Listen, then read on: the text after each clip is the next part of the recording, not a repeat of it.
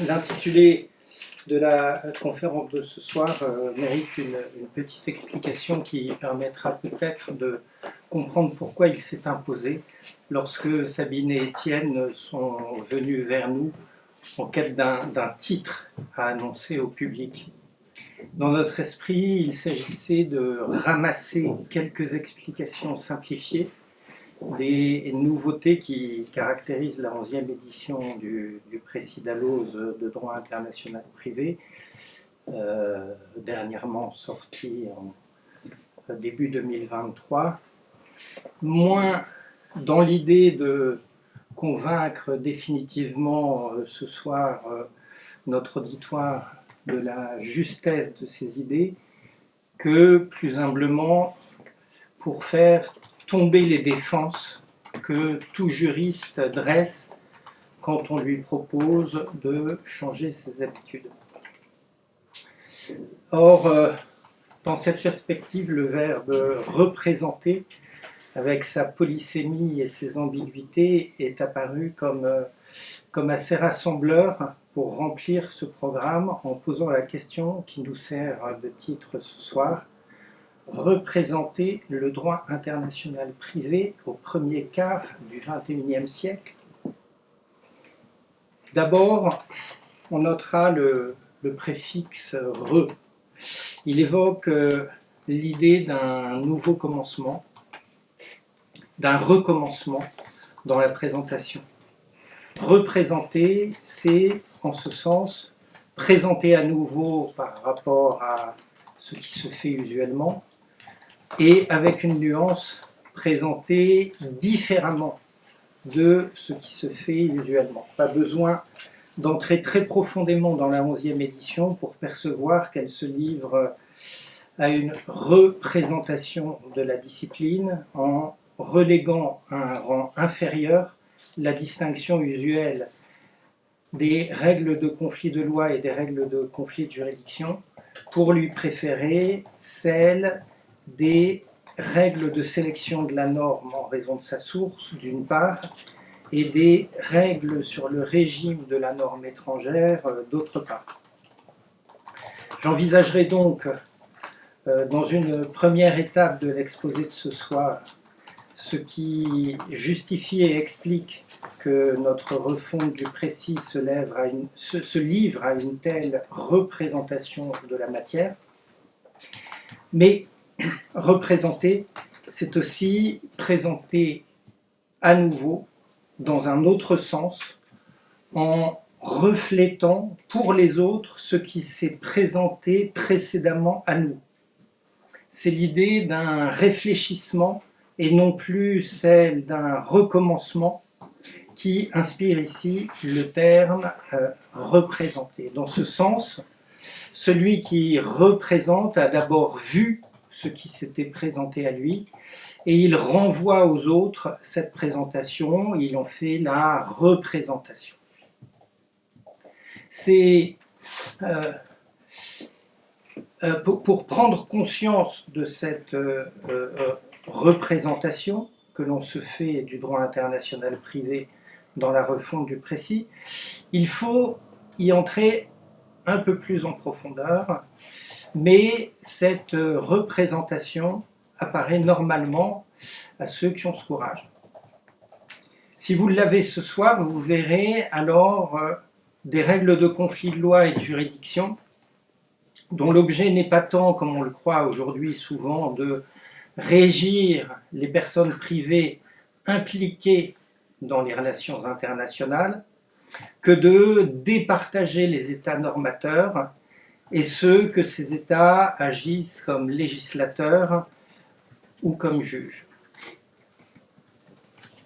Vu comme un droit des rapports entre États normateurs des rapports de droit privé, le droit international privé se laisse alors informer par une dogmatique internationale dans laquelle le poids de l'universalisme s'accroît, permettant un rééquilibrage des relations universalisme-particularisme qui traversent la matière.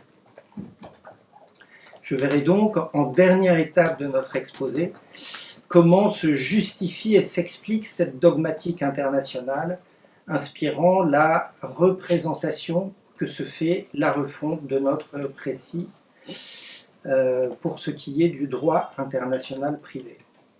Entre l'étape initiale et l'étape finale de cet exposé, Sarah fera un retour au terrain en montrant à l'aide d'un exemple concret l'impact que notre représentation peut avoir sur le terrain du droit international privé spécial. Avant de passer à la première étape annoncée, je voudrais souligner qu'il n'y a pas d'artifice à réunir les deux sens ainsi repérés du terme « représenté » pour parler du livre auquel Sarah et moi proposons de vous introduire aujourd'hui. Voir les choses différemment des conceptions répandues sans faire une nouvelle représentation entraîne assez naturellement des modifications dans leur présentation à l'interlocuteur et impose donc une représentation de la matière en cause. Précisons simplement que pour distinguer ces deux sens du mot « représenter », nous vocaliserons un peu artificiellement la séparation entre le préfixe « re » et le radical « présenter » lorsqu'il s'agira d'évoquer un recommencement dans la présentation de la matière, représenter, alors qu'au contraire, nous ferons discrètement la liaison entre le préfixe et le radical lorsqu'il s'agira de refléter pour vous l'image de la matière telle qu'elle s'est présentée à nous, représentée. Le point d'interrogation qui accompagne dans notre titre l'idée d'une représentation du droit international privé aujourd'hui laisse entendre que nous avons à expliquer comment la 11e édition représente le droit international privé et même d'abord pourquoi. On se le demandera pour la summa divisio que notre refonte emploie dans la présentation des règles générales, puis les grandes subdivisions viendront à leur tour chaque fois qu'il apparaîtra une représentation dans leur organisation interne. S'agissant des règles générales de droit international privé, la summa divisio retenue dans la 11e édition est donc la distinction entre, d'une part, les règles visant à la sélection dans un État de la source de la norme de droit privé appelée à régir un rapport de droit privé, et d'autre part, les règles visant à la fixation dans cet État du régime juridique des normes étrangères gouvernant ce rapport de droit privé. Pour comprendre la nouveauté et la justification de cette summa divisio, il faut revenir à la summa divisio usuelle que nous écartons dans le livre en raison de ses points faibles. La présentation classique correspond à une sorte d'édifice doté d'une fondation, d'un soubassement et d'un étai. Quant à la fondation, on notera qu'elle est généralement vue comme un principe fondateur, sinon le principe fondateur de notre discipline, la distinction entre le conflit de loi et le conflit de juridiction. La démarche prend appui sur l'idée, il est vrai, impressionnante, que sans scission entre compétences législatives et compétences juridictionnelles, pas d'application envisageable de la loi étrangère devant les juridictions d'un État, pas besoin de règles de conflit de loi, d'où l'on est tenté de conclure qu'il n'y a plus besoin de droit international privé. Le soubassement, qui complète cette fondation pour renforcer l'édifice tient dans l'idée que l'application de la loi étrangère par le juge d'un État n'ajouterait rien ou rien de significatif à la loi étrangère elle-même. Le juge est neutre vis-à-vis du rapport de droit dont il est saisi. C'est la loi applicable qui a déjà arbitré en termes généraux le cas dont il est saisi.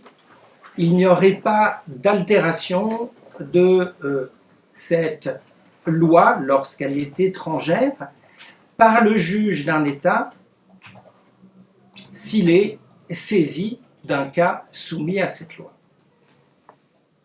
Cette idée est fortement portée par des analyses de droit interne sur les rapports entre le juge et la loi, et dans lesquelles le juge serait entièrement soumis à la loi. Pour étayer la construction, on trouve l'idée que les questions tranchées par le conflit de loi et celles tranchées par le conflit de juridiction seraient essentiellement distinctes et que pour les parties à un rapport de droit concret donné, la question de la source du régime substantiel de leur rapport est tranchée par la règle de conflit de loi seulement, tandis que la question tranchée par la règle de conflit de juridiction porterait au mieux sur une question de régime procédural, les règles de procédure du juge compétent étant applicables du seul fait que le juge est compétent, et les règles même désignant ce juge comme compétent étant perçues comme des éléments de ce régime procédural. À la réflexion, aucune de ces bases n'est très solide et c'est pour cela qu'il y a place pour une représentation de la matière. La fondation se révèle être un sophisme. On ne contestera évidemment pas ici cette vérité d'évidence que, sans scission entre compétences juridictionnelles et compétences législatives, la loi étrangère n'est pas applicable devant le juge d'un État, de telle sorte que ce juge n'a plus besoin de règles de conflit de loi. Simplement, il faut bien voir que la seule chose que nous dit cette vérité, c'est que l'intérêt qu'il y a à ce qu'existent des règles de conflit de loi dans un État présuppose la possibilité de principe de l'application de la loi étrangère par le juge de cet État. C'est cette possibilité qui est présupposée et non pas un prétendu principe de dissociation des compétences législatives et juridictionnelles. En somme, le principe est plutôt celui de dissociabilité de la compétence législative et de la compétence juridictionnelle d'un État, et non pas celui de leur dissociation. Le soubassement est tout simplement en porte-à-faux. La formule de Montesquieu selon laquelle les juges ne sont que les bouches qui prononcent les paroles de la loi est trompeuse. Oui, le juge est soumis à la loi lorsqu'il statue, mais il ne l'est que comme interprète de la loi. Et l'interprète, en droit comme en musique, dispose d'une marge de manœuvre par rapport à l'œuvre interprétée. Le jugement est toujours quelque chose de plus que la loi. Comme le disait le grand processualiste comparatiste italien Cappelletti, dans les années 1980, le juge fait parler la loi en l'interprétant et il dispose, ce faisant, d'une inévitable liberté. Quant à l'étais, ce n'est qu'une illusion. Eh bien, une illusion, l'idée que les questions tranchées par le droit des conflits de loi et celles tranchées par le droit des conflits de juridiction seraient essentiellement distinctes, Les premières seules influent sur le fond, tandis que les secondes n'influeraient que sur la procédure. D'abord, on vient de voir que le juge est un normateur comme le législateur. Donc, désigner le juge, c'est aussi important pour le fond que désigner la loi. Ensuite, la procédure elle-même n'est pas neutre sur le fond. Tout juriste connaît bien des causes qui ont été perdues pour motif de procédure, alors qu'au fond, elles étaient gagnées d'avance. Enfin, en droit international privé particulariste, les règles de conflit de loi pour une affaire donnée varient d'un État à l'autre. De ce fait, le choix du juge appelé à connaître d'une affaire, choix opéré par le demandeur parmi les juges de tous les États compétents, exerce une influence décisive sur la solution du litige. La loi applicable au fond étant susceptible de changer selon l'État dont le juge est saisi. Donc, oui, ce n'est que par le jeu d'une illusion que l'on peut dire que les règles sur le choix de juge ne concernent que des points de procédure sans importance sur le fond. Il en résulte que dans la présentation usuelle, on antagonise à tort le règlement du conflit de loi et celui du conflit de juridiction alors qu'ils sont complémentaires. On perd le sens de cette complémentarité en faisant de la distinction entre compétences législatives et compétences juridictionnelles la summa divisio adaptée pour la présentation des règles générales de droit international privé. Au contraire, dès que le caractère normatif du jugement est perçu et reconnu indépendamment du caractère normatif de la loi appliquée, les règles de conflit de juridiction, règles de compétence directe, règles de compétence indirecte, peuvent apparaître au même titre que les règles de conflit de loi comme des règles participant, dans l'état où elles sont en vigueur, à la sélection de la source normative pertinente pour un rapport de droit privé donné.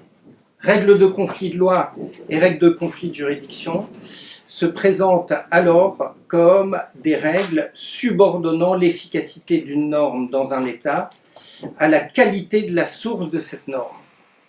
Dès lors, il devient cohérent de regrouper l'étude des règles de conflit de loi et de juridiction dans une partie consacrée à l'étude des règles orientées vers la sélection de la source.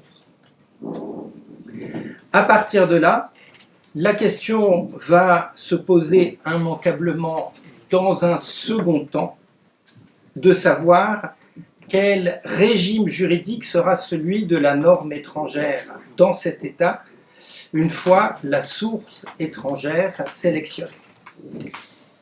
La summa divisio de la partie générale fait donc justement succéder à l'étude de la sélection de la source normative, celle du régime juridique de la norme étrangère, législative ou juridictionnelle.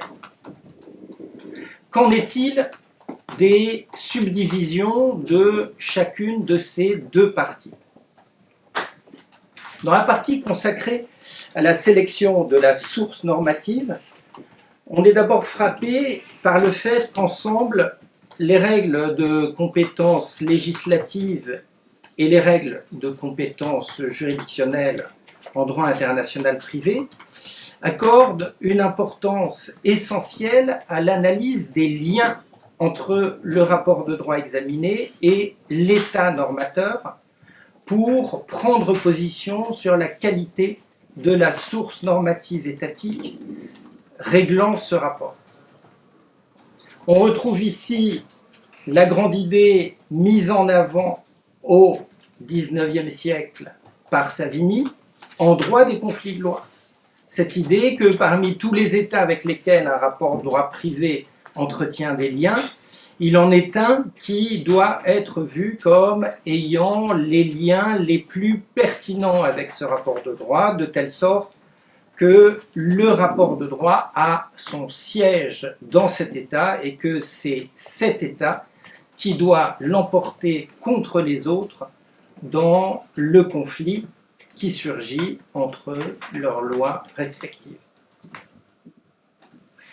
Le renouvellement de l'analyse menée par Savigny dans la refonte du précis, en y intégrant le particularisme qui s'est développé en droit international privé depuis la seconde moitié du XIXe siècle et le conflit de juridiction qui a pris son essor avec Bartin comme chapitre du droit international privé au début du XXe siècle, justifie une approche synthétique néo-savinienne en droit international privé. Cette approche néo-savinienne ouvre de nouvelles perspectives pour la solution du problème des conflits de loi et de juridiction en ce début du XXIe siècle. La question est en effet de savoir si les liens entre le rapport de droit privé à l'occasion duquel le conflit de loi ou de juridiction surgit et l'état normateur doivent être identiques ou non pour fonder sa compétence normative, législative et celle juridictionnelle. La partie consacrée à l'étude des règles de sélection de la source normative commence donc par s'interroger sur les règles de sélection de la source législative, règles de conflit de loi. Puis, lorsqu'elle s'intéresse à la sélection de la source juridictionnelle, compétence directe, compétence indirecte, elle se demande si les critères de sélection de la source législative sont transposables à la sélection de la source juridictionnelle. À quel résultat arrive-t-on ? Les ressemblances entre le législateur et le juge pris comme source normative justifient un certain alignement des compétences juridictionnelles sur les compétences législatives. Mais les différences entre les normes législatives et les normes juridictionnelles poussent aussi un peu dans une autre direction, la possibilité occasionnelle que le juge d'un État soit compétent pour connaître d'un rapport de droit, alors même que la loi de cet État n'y serait pas applicable. L'heure tourne, je ne pourrais pas en dire plus ici sur ces points, pas plus que sur le point suivant concernant le régime de la norme étrangère législative ou juridictionnelle. Tout juste mentionnerai-je que nous distinguons concernant ce régime deux volets. Un volet s'intéressant à la régularité internationale de la norme étrangère, où est étudié le contrôle de la conformité à l'ordre public international des lois et des jugements étrangers, et un volet s'intéressant au régime procédural de ces mêmes lois et jugements étrangers, invoqués devant le juge de l'État où il s'agit de leur faire produire certains effets.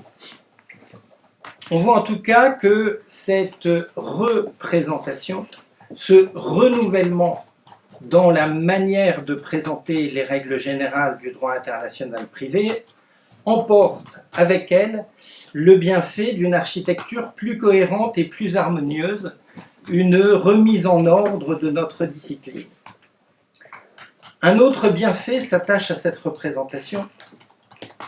Elle favorise l'apparition d'un sens orientant la discipline et permettant de s'en faire une meilleure représentation.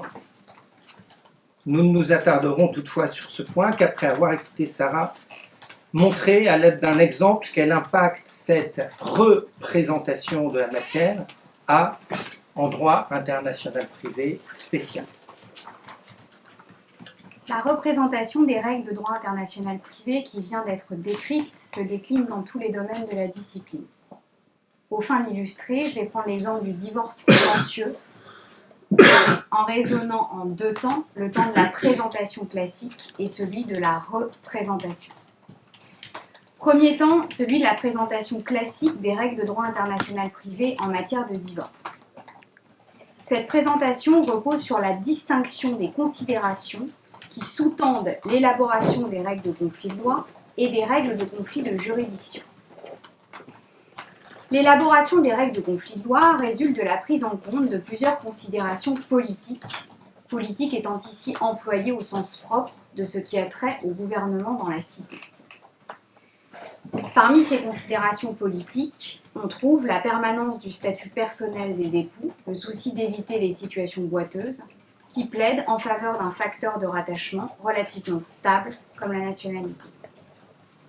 Également, la possibilité pour les époux de divorcer selon les règles locales de l'État où est intégré le centre de leur vie familiale conduit à privilégier un facteur de rattachement fondé sur la résidence habituelle ou le domicile. Selon le poids qui est accordé à telle ou telle considération, donc permanence, intégration, proximité, ainsi que selon le cercle des personnes qu'un État veut garder sous son emprise législative, nationaux ou habitants, l'auteur de la règle de conflit de loi choisira tantôt la nationalité, tantôt la résidence habituelle, tantôt le domicile comme facteur de rattachement. Le droit positif ne fait pas autre chose que d'osciller entre ces considérations. On l'a vu avec l'évolution du droit international privé de sources domestiques, jurisprudence Rivière-Tarvide et article 309, puis de sources européennes avec le règlement Rome III. L'élaboration des règles de conflit de juridiction repose quant à elle plutôt sur des considérations dites procédurales et à première vue détachées des enjeux politiques que comporte la question de droit. Et la preuve en est d'ailleurs que ces considérations procédurales sont globalement communes aux différentes disciplines du droit, elles ne sont pas propres à tel ou tel domaine. On dit que le juge internationalement compétent doit être celui qui est le mieux à même de trancher le litige afférent au divorce, d'administrer les preuves, d'auditionner les époux et les tiers. On dit aussi qu'il doit être le plus proche du défendeur, lequel n'a pas à supporter le coût et la peine d'un procès à l'étranger quand il n'en est pas l'instigateur. Là encore, le droit positif témoigne de la prise en compte de ces considérations procédurales, en atteste notamment l'article 3 du règlement Bruxelles II Ter et ses chefs de compétences multiples. La divergence des considérations ainsi soulignées est à la source de la distinction des règles de conflit de loi et des règles de conflit de juridiction. En principe, l'élément de la situation choisi pour constituer le facteur de rattachement en droit des conflits de loi parce qu'il satisfait les considérations politiques n'est pas le même que l'élément choisi pour constituer le chef de compétence en droit des conflits de juridiction, lequel satisfait pour sa part des considérations procédurales. Imaginons par exemple un couple de deux Français séparés de longue date, l'un vivant depuis plusieurs années en Italie, tandis que l'autre vit en France. Ce dernier, qui vit en France, peut saisir les juridictions italiennes de résidence du défendeur sur le fondement de l'article 3A du règlement Bruxelles II Ter. Les juridictions italiennes appliqueront la loi française de nationalité commune des époux sur le fondement de l'article 8C du règlement Rome III. On voit bien la divergence des considérations et ses conséquences en termes de distinction des règles de conflit. D'un côté, la permanence justifie le choix de la nationalité comme facteur de rattachement et emporte l'application de la loi française. De l'autre côté, la protection du défendeur justifie le choix de son domicile comme chef de compétence et emporte la compétence juridictionnelle du juge italien. Autre exemple, les époux, toujours français, demeurent tous deux en Italie. L'époux demandeur saisit les juridictions italiennes du lieu de résidence habituel des époux sur le fondement de l'article 3 du règlement Bruxelles II Ter, mais les époux ont choisi la loi française de leur nationalité en usant de l'option offerte par l'article 5 du règlement Rome III. Là encore, la divergence des considérations se fait jour. D'un côté, la prévisibilité et la liberté justifient l'introduction d'une dose d'autonomie de la volonté et mènent ici à la compétence législative française. De l'autre côté, la proximité du juge avec le litige justifie le choix de la résidence habituelle comme chef de compétence et conduit à la compétence juridictionnelle italienne. On pourrait multiplier les illustrations, le constat est le même, la divergence des considérations emporte bien distinction des règles de conflit. Alors certes, il arrive que ponctuellement, la règle de conflit de loi et la règle de conflit de juridiction désignent le même État. L'exemple le plus simple est celui dans lequel les époux français ont leur résidence habituelle en Italie, mais n'ont procédé à aucun choix de loi. L'époux demandeur saisit les juridictions italiennes du lieu de résidence habituel des époux sur le fondement de l'article 3A du règlement de Bruxelles de Terre, et les juridictions italiennes appliquent la loi italienne du lieu de résidence habituel des époux sur le fondement de l'article 8A du règlement Rome 3. Il faut cependant rester conscient que dans la présentation classique, ces coïncidences entre loi applicable et juge compétent demeurent des coïncidences fortuites. Elles découlent de ce que, ponctuellement, les considérations politiques et les considérations procédurales se rejoignent et conduisent à choisir le même élément comme facteur de rattachement et comme chef de compétence. Or, c'est justement le caractère fortuit de cette coïncidence qui est remise en cause par la représentation faite dans la refonte du précis des règles de droit international privé. Donc, deuxième temps, celui de la représentation des règles de droit international privé en matière de divorce. Représenter les règles de droit international privé, c'est d'abord réunifier les règles de conflit de loi et les règles de conflit de juridiction. Ainsi que l'a souligné Pascal, la distinction des règles de conflit de loi et des règles de conflit de juridiction découle du postulat selon lequel le juge est neutre lorsqu'il applique la loi. Ce postulat, approximatif en droit interne, est erroné en droit international. Si l'on s'en tient à l'exemple du divorce contentieux, l'importance des délais et des incidents de procédure, ou encore le prononcé de mesures provisoires et conservatoires, témoignent de l'importance des règles de procédure de l'État au nom duquel le juge statue. Plus fondamentalement, le jugement de divorce, fixant les droits et les obligations des époux, est rendu par un juge incarnant l'État au nom duquel il statue, avec ses valeurs et ses spécificités. Aussi est-il incorrect de dire que le régime juridique d'un divorce international est uniquement fixé par la loi applicable au divorce. Il est fixé par le jugement rendu par le juge qui applique cette loi. L'origine de ce juge est aussi importante que l'origine de la loi, et ce d'autant plus en système particulariste, où la règle de conflit de loi appliquée par le juge n'est pas la même d'un État à l'autre. Si l'on reprend l'exemple du divorce du couple français séparé de longue date entre la France et l'Italie, le contenu de la loi nationale française, applicable selon l'article 8C du règlement Rome 3, ne suffit pas à connaître le régime juridique du divorce. Celui-ci sera fixé par la loi française tel qu'appliqué par le juge compétent, qui peut être le juge français ou le juge italien, sur le fondement de l'article 3 du règlement Bruxelles de Terre. Or, le résultat diffère grandement dans les deux hypothèses. Si le juge français est compétent, le régime juridique du divorce sera français, sans que la loi française applicable ne subisse a priori de variations notables. Si le juge italien est compétent, le régime juridique du divorce sera législativement français et juridictionnellement italien. Donc procédure italienne, culture italienne du juge, ordre public international italien notamment. Et alors, la loi française sera matinée par le travail du juge italien. Le régime juridique concret du divorce apparaît donc comme une combinaison de la norme législative de l'État dont la loi est applicable et de la norme juridictionnelle de l'État dont le juge est compétent. Concevoir le législateur et le juge comme deux autorités normatives conduit à réunifier, au moins dans une certaine mesure, la compétence législative et la compétence juridictionnelle, et plus précisément à aligner la compétence juridictionnelle sur la compétence législative. Il existe en effet une certaine incohérence pour un État qui reconnaît l'applicabilité de sa loi à abandonner la mise en œuvre de cette loi à ce normateur étranger qu'est le juge d'un autre État. Dans l'exemple du couple de Français séparés de longue date, la nationalité française des époux constitue, du point de vue français, un lien assez fort pour justifier l'applicabilité de la loi française.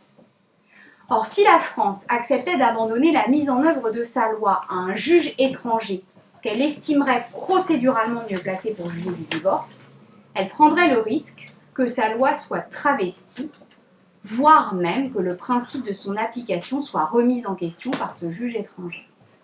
Il en résulterait un affaiblissement de l'emprise normative française sur le divorce.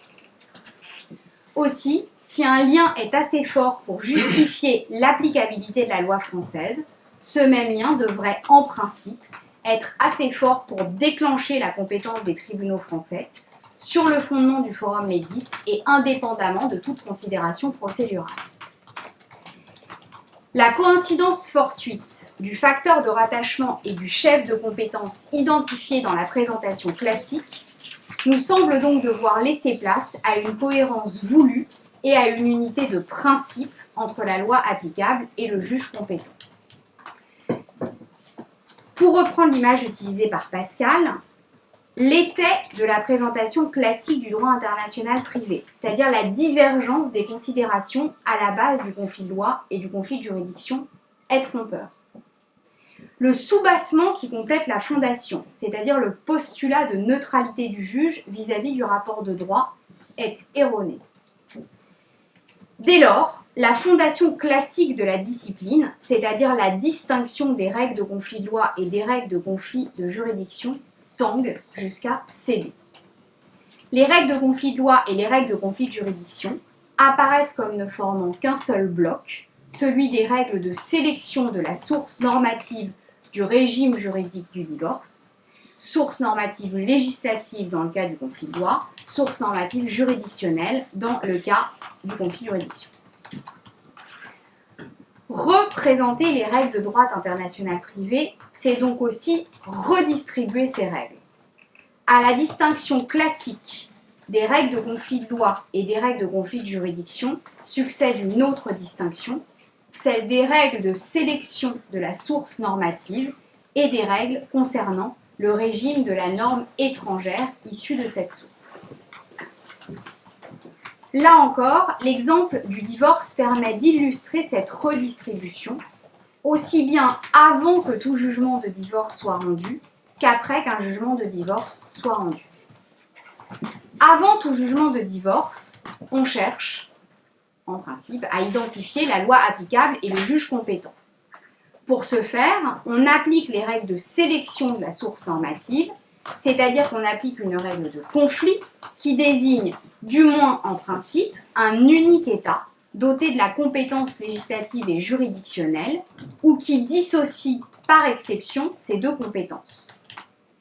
Si l'on se trouve dans ce dernier cas d'une dissociation des deux compétences législatives et juridictionnelles, le juge de l'État doté de la compétence juridictionnelle est confronté à l'application au divorce d'une loi étrangère. On bascule alors dans l'application des règles concernant le régime de la norme étrangère, ici législative puisqu'il s'agit de la loi étrangère. On y retrouve notamment les questions de connaissance de la loi étrangère ou encore de régularité substantielle de la loi étrangère avec l'examen de la conformité de son application à l'ordre public international. Une fois le jugement de divorce rendu, la distinction des règles de sélection de la source normative et des règles concernant le régime de la norme étrangère ressurgit. Reprenons l'exemple du couple de Français résidant entre la France et l'Italie. Imaginons que le juge italien a rendu un jugement de divorce dont l'époux résidant en France souhaite obtenir la reconnaissance en France. Pour dire ce jugement de divorce italien efficace, le juge français est lui-même confronté aux deux types de règles de droit international privé. Il devra s'interroger sur l'origine du jugement. Ce jugement a-t-il été rendu par le bon juge? A-t-il été rendu en application de la bonne loi? On retombe ici dans une question de sélection de la source, juridictionnelle et législative. Il devra également s'interroger sur la qualité du jugement. Ce jugement est-il conforme aux valeurs de l'État où il est voué à produire des effets?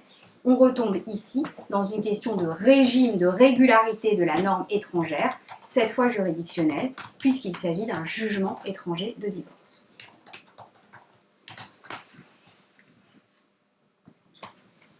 Reste à évoquer la représentation sous-jacente à la nouvelle division des développements, montrant notre discipline au lecteur sous un jour nouveau.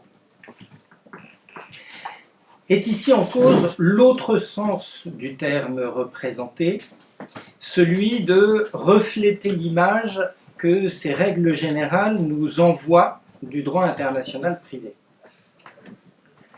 La 11e édition du précis se représente le droit international privé comme un droit international, en tant que droit des rapports entre États normateurs.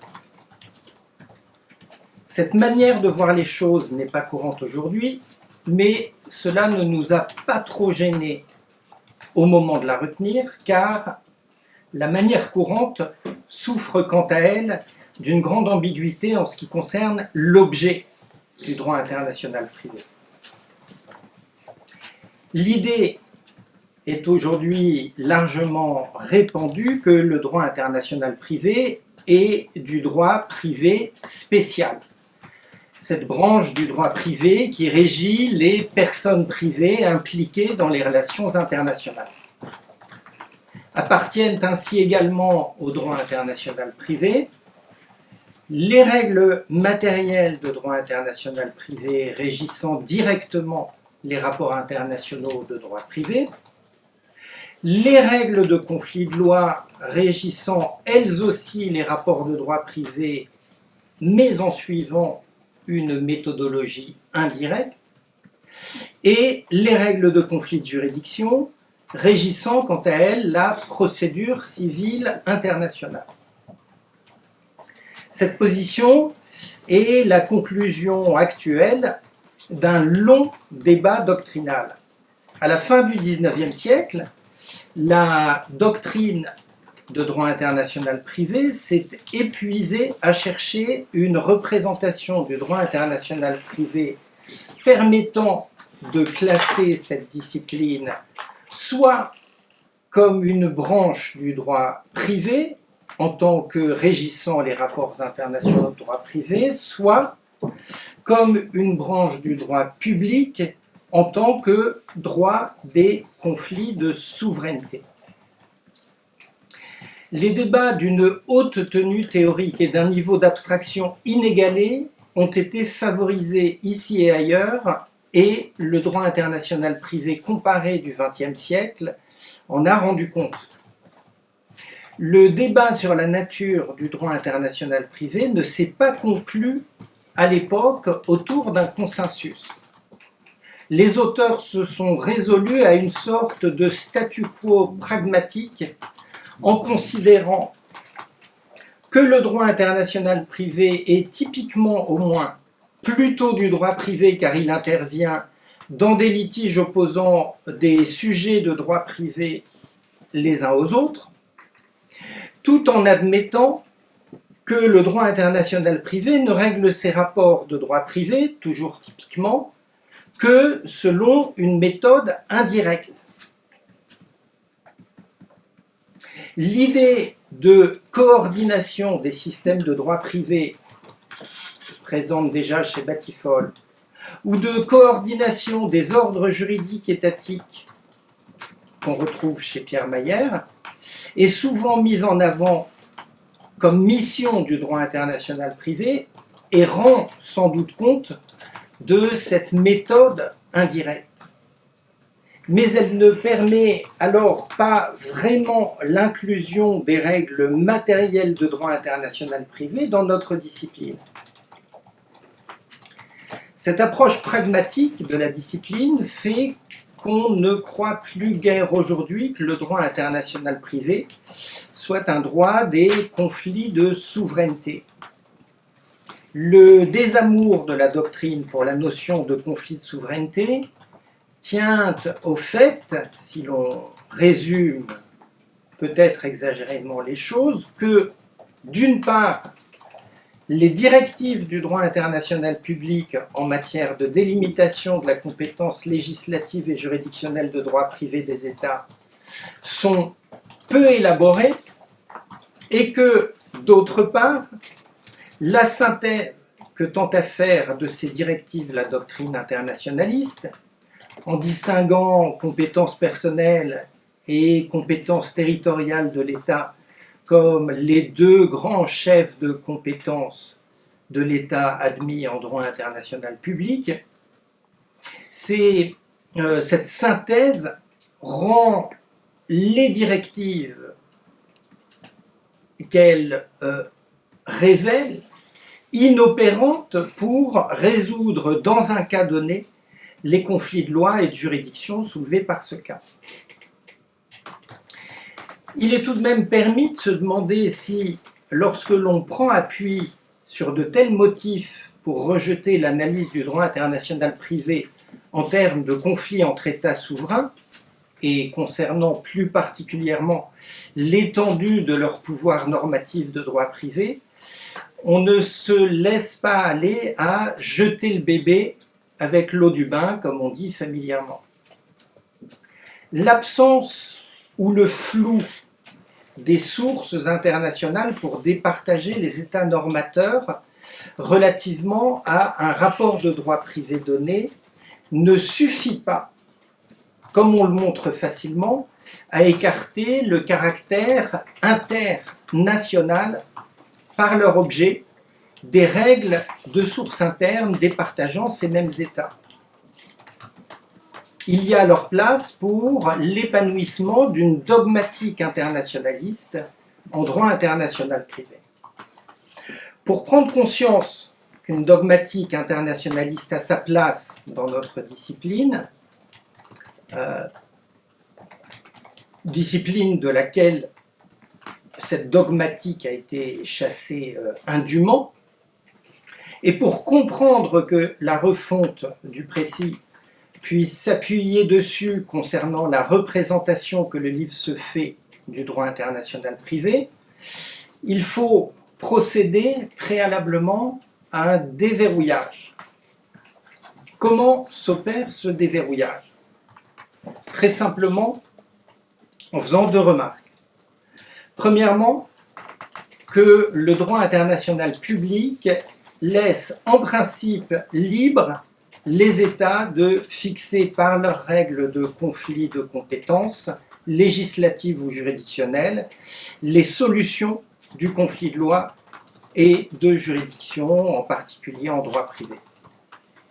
C'est ce que l'on appelle l'admission du particularisme du droit international privé, ce droit étant variable d'un État à l'autre. Cette solution ressort de la jurisprudence Affaire du Lotus, Cour permanente de justice internationale, 1927.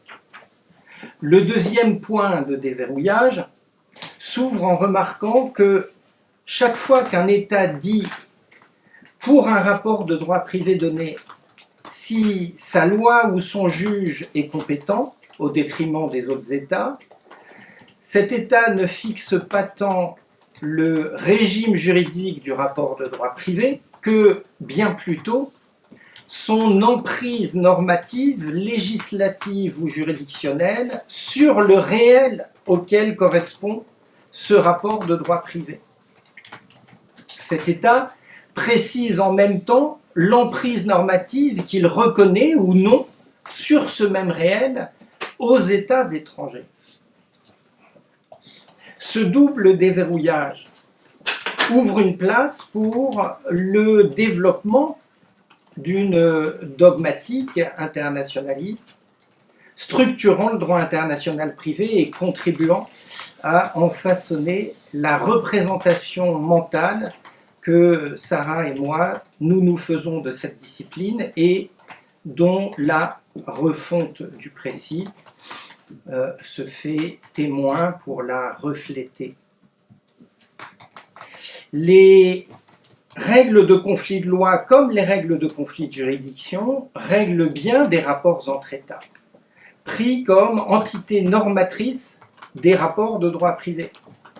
Et à ce titre, méritent bien d'être classés parmi les règles de droit international, ne serait-ce que par leur objet, faute de l'être, en système particulariste, par leur source.